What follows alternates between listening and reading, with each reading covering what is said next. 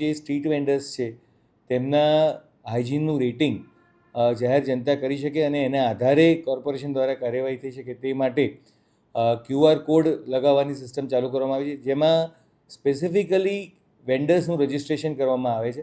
એટલે દરેક વેન્ડરનું રજિસ્ટ્રેશન કર્યા બાદ તેનો એક યુનિક QR કોડ, એટલે દરેક વેન્ડરનો અલગ અલગ QR કોડ જનરેટ થાય છે અને એ એના જે ધંધાના સ્થળ ઉપર ડેમોન્સ્ટ્રેટ કરવાનું રહે, જેથી જાહેર જનતા એને ફીડબેક આપી શકે.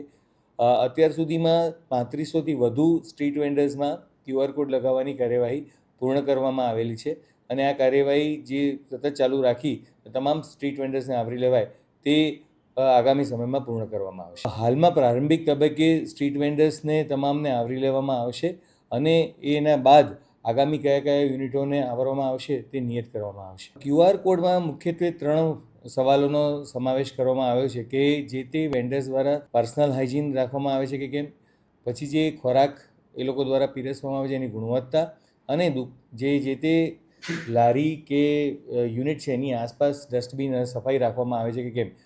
જે એને 1 to 5નું રેટિંગ રાખવામાં આવ્યું છે. 1 એટલે ખૂબ જ ખરાબ અને 5 એટલે સારામાં સારું. તો જેનું રેટિંગ દર અઠવાડિયે એનું ઇવેલ્યુએશન કરવામાં આવશે. જેના રેટિંગ 3થી ઓછા આવશે તો પ્રારંભિક તબક્કે તેઓને જાણ કરવામાં આવશે કે એમના ધારાધોરણ છે એમાં સુધારો કરવાની જરૂર છે, અને જેનું વારંવાર આ પ્રમાણેનું નેગેટિવ ફીડબેક આવશે તો તેની વિરુદ્ધમાં કાર્યવાહી કરવામાં પણ આવશે. પ્રારંભિક તબક્કે સ્ટ્રીટ વેન્ડર્સને આવરી લેવામાં આવેલા છે અને ત્યારબાદ જેમ જેમ આ પ્રોજેક્ટ આગળ વધતો જશે તેમ તમામને આવરી લેવાની કાર્યવાહી હાથ ધરવામાં આવશે.